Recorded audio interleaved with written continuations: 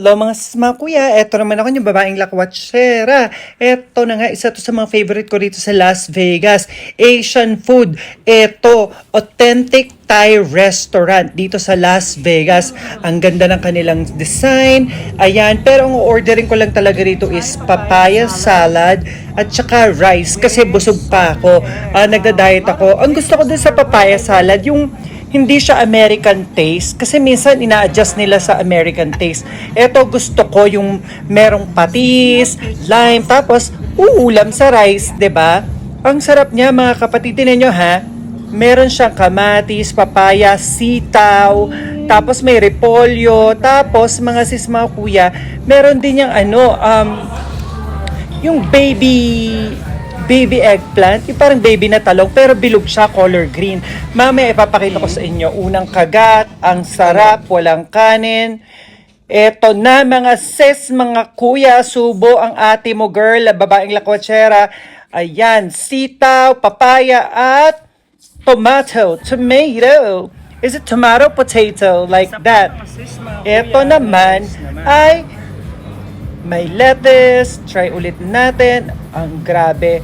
Habang bina-voice over ko to, naglalaway ako kasi nga, na-realize ko may copyright music. So, iba-voice over ko na lang para mas winner din, di ba? Para backlash ang mga sister nyo, di ba? Ito na, pak. Kanin. Kanin is life. Hindi pwedeng mabuhay ang mga Pinoy na walang kanin. Kaya nga, we always stick together para tayong rights, mga sis, mga kuya. At eto may sitaw, o diba? Ang sarap. Alam ko to, tinimpla ng lime, patis, asukal. Yung iba merong mani, pero ito wala. Ayan yung sinasabi ko mga sis mga kuya na baby eggplant. Alam mo, parang wala siyang lasa eh. Akala ko mapait. Pero parang lang siyang lasang zucchini or lasang cucumber. Ganun ang lasa niya kahit hilaw na talong. Tapos sobrang dami kong nakain at ang sarap. Ito yung sabaw, syempre patis. Ang sarap, mga sis, mga kuya. Yung patis na yun, ang sarap ilagay sa kanin. Tapos, ayan, stili, patis pa. Oh my God, naglalaway ako ngayon. Habang nagbo-voice over, paano na yan? Mga sis, mga kuya, ayan, marami sila sa menu. And then, ayan na, umorder ako ng fresh buko, $7.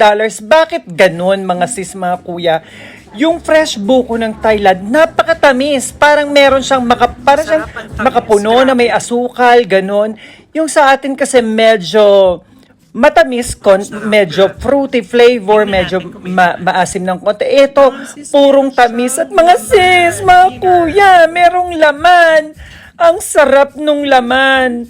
Mura ang tawag namin yun sa Batangas. So, yun lang mga sis, mga kuya, panalo. Hindi na ako magde-dessert kasi medyo mahal na. Kaya, one time, ayan, naubos ko ang buko, fresh buko. Alam niyo mga sis, mga kuya, isang plain rice, tapos buko, fresh buko, tsaka yung papaya salad.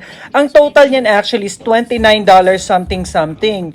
Pero nagtip pa ako ng mga $4. So, in total is $34. Mga sis, mga kuya, mahal ba yun o hindi? Yun lang, pak, winner!